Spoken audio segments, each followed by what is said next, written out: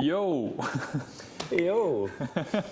Happy 20,000 subscribers on the YouTube channel. Thank you for subscribing and supporting the channel so far. It's a big journey. It's been like a year and a bit, and we've come a long way. So thank you. Today we want to answer a lot of your questions. We hosted a Q&A poll on Instagram and YouTube. We've got a whole bunch of questions, so we're going to hop through them, and we're going to return here for the very last one. So stay tuned for that.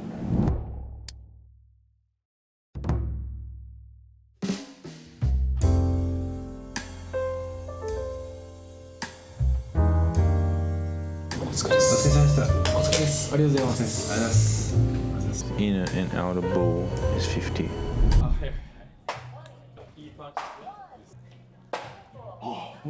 Nice show. 掘りたいデザインな、まあ竜とかも鳳凰とかもそうやし、聖獣、その架空の動物とか。いいよね。俺もそうなんだよ。そういう例えば竜とか鳳凰とかね。はい。まあキリンとかバクとか、なんか定番のやついっぱいあるけど、そういうの全部ね。でっかい背中のピースとかしたい。それだったら。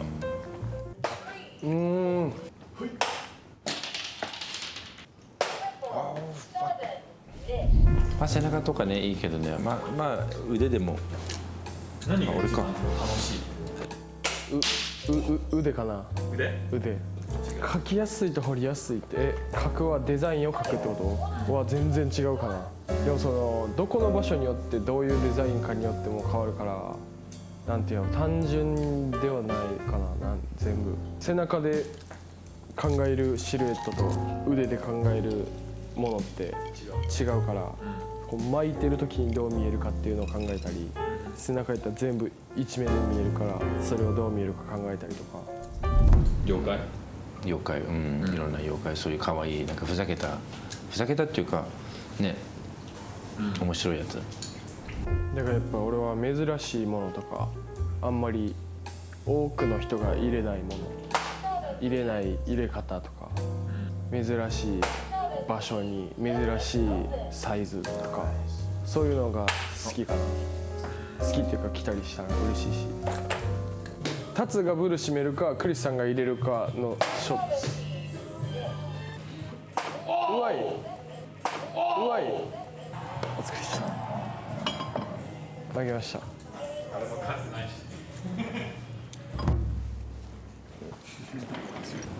I think having a real big solid portfolio is a really important thing. I think that shows the teacher, the sensei, that you're really committed to drawings and stuff. And I don't know, I think there's lots of stuff involved to become a tattoo artist or like a tattooer. But in regards to portfolio, key points, I think to get out of your element, your comfort zone, and to try.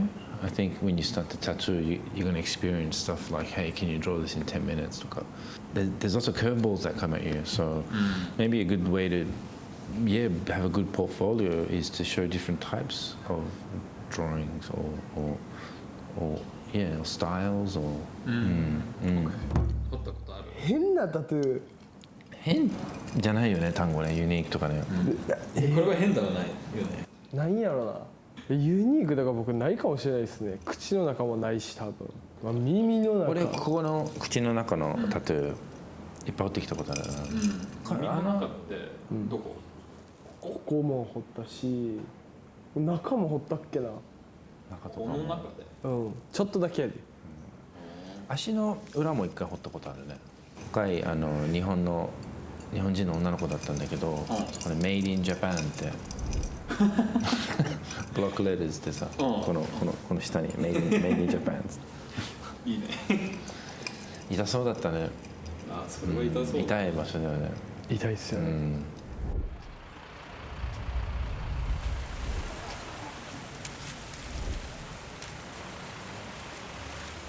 僕はもう視界に入るもの全部です。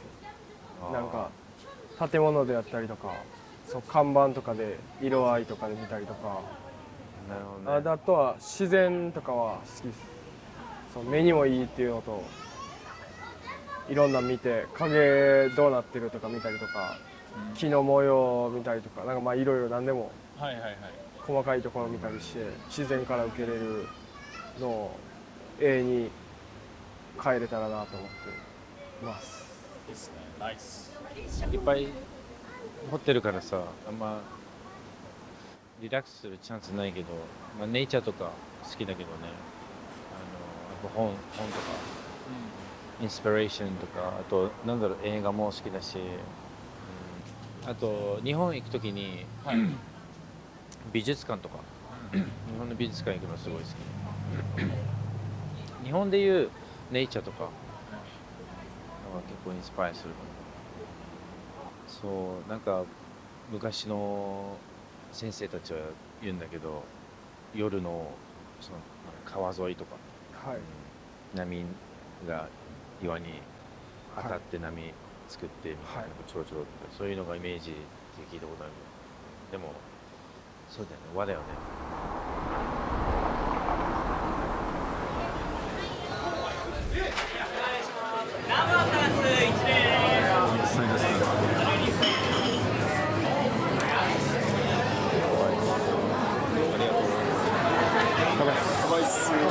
お疲れです。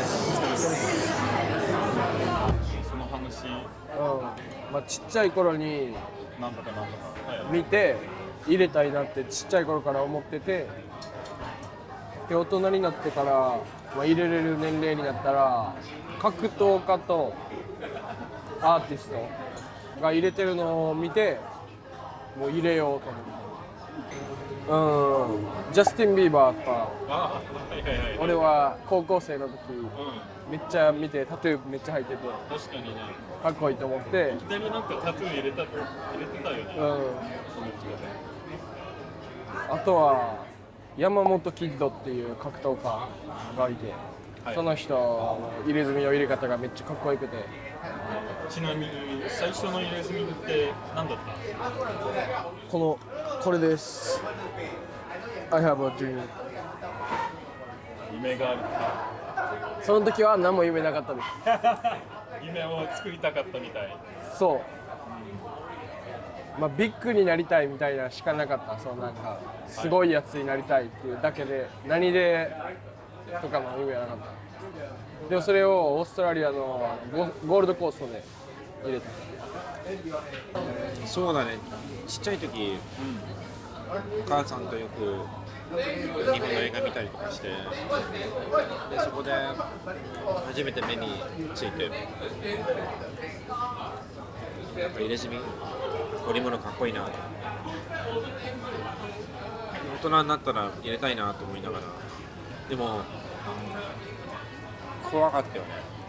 なんかちっちゃい時多分そういう思いした覚えあって、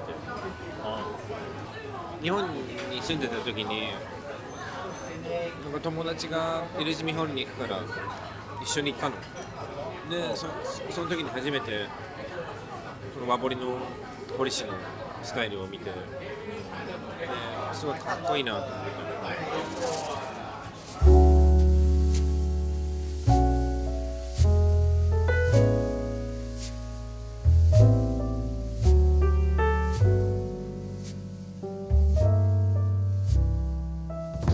There's a really old school artist that was alive in the Edo period called Hokusai. He has a lot of like awesome drawings, and I sometimes look at his stuff.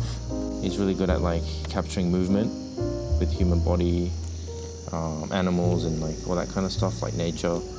So a lot of artists these days will probably lean towards Hokusai's reference. If not, a bit more like backpiece Japanese style will be like Utagawa Kuniyoshi. He's done the woodblock prints of the Suikoden series and stuff, and they took off. They were really popular, so a lot of artists use that as reference. Just being in Japan sometimes helps me. I like to visit like temples and stuff, and sometimes the woodblock carvings on the temples and shrines and stuff. They kind of help me as well.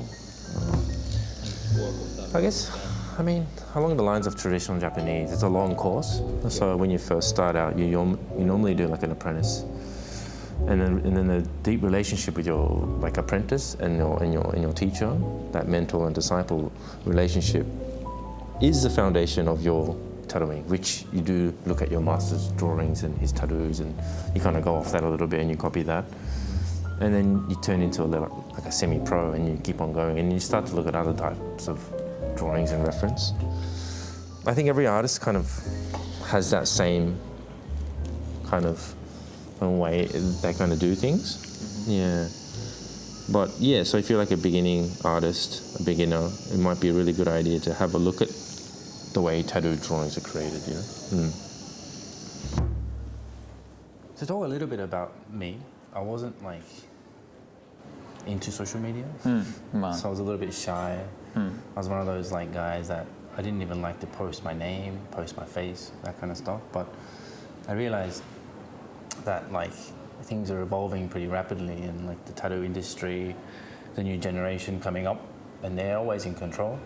So I noticed something before as well, but yeah, I wanted to add another little extra little link to how I do things inside the studio, and only the people that come in can see and really understand. So I wanted to create some sort of a thing, like a YouTube channel where I can share the insides of the studio. Yeah, and I didn't want to make it into a tutorial kind of thing, so that's why the videos we make is a bit more like sharing what we do. Kind of. Yeah, that's very true. So that's maybe the main reason why I thought it'd be good for the business, good for my future. Yeah. One of our clients recently, Derek from Singapore, shout out Derek. Thank you, Derek. Thank you, Derek. He came over from Singapore to do like a 2-week back-to-back session twice. And it's just incredible to see people coming from all across the world reaching out to Chris and the other team members to get work from them, which is super cool. It's awesome, yeah. Super it's cool. Something, I'm kind of living a dream actually.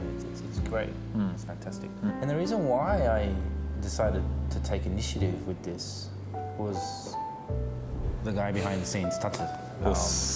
I met Tatsu through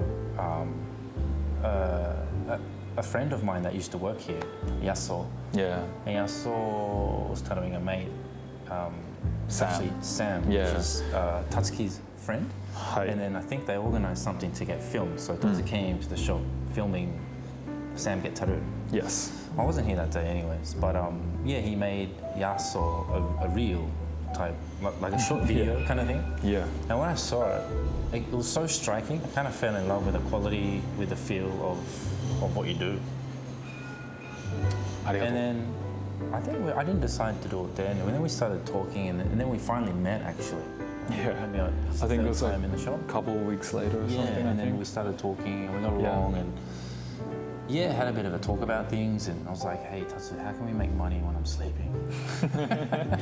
It's not so much about the money thing, but I thought it was cool, you know. I feel like coming here, shooting with Yasso, and then after that, chatting with Chris, I quickly realized that there's a lot of like potential with the studio, and I guess this whole like tattoo world that is almost seen as underground.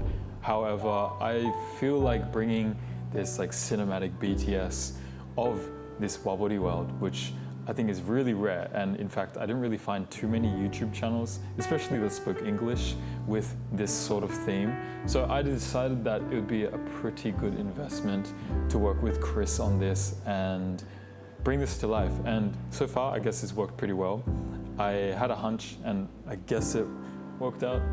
I feel like what we're trying to do here is just really document the whole process, BTS, the client interactions, and kind of just share this world of tattooing and to show the general public, I guess, or tattoo enthusiasts that it's not a scary world. It's quite inviting, and once you learn the art and the beauty behind it, it's really like, it really captures your attention. And if you're into Japanese culture, the links with the Wabori world is just incredible. You can go to like shrines and temples and find similar motifs in the artwork that you find in the Wabori world. And yeah, it's really in depth. So yeah, for anyone that's like super curious about this kind of stuff, we do post every second week, so I highly recommend you to subscribe and join the community for sure. Yeah, the future's pretty scary, hey? I've noticed like recently, like a lot of AI stuff is in society properly now, and a lot of artists will probably use AI stuff. And, I've seen like machines that tattoo skin. Oh, really? I don't think it's gonna work so well. Maybe on like a little sticker, you can put your arm in this thing and it goes, and it kind of does this weird thing. And Oh, true. I think it takes away the value of tattooing, and the human to human, that harmony that gets made between, Yeah. I think that's tattooing itself as well. But I think the future is going to involve more this kind of stuff. The new generation is going to want to see more content. They're going to want to see what that person's all about. I think that's why Instagram stories are real big now. Everyone's just taking little photos of where they are, Yeah, for sure. what they're eating or something. It's so random, The new generation love this shit, Yeah, for sure. especially like the young teenagers, These young generations are going to be running the world in the future. So I think that they have the answer to that. What's the future going to be like? But they're going to be running the show. Hope that our answers answered your questions. And yeah, thank you again for 20,000 subscribers on the channel. It actually means a lot to us. We really appreciate it. And who knows, I think we'll host another Q&A session when we hit another milestone, maybe 50,000 subs, I don't know. We'll see, that might just be around the corner, but hope you guys all have a good one, and see you next time. Peace. Arigato. Azos.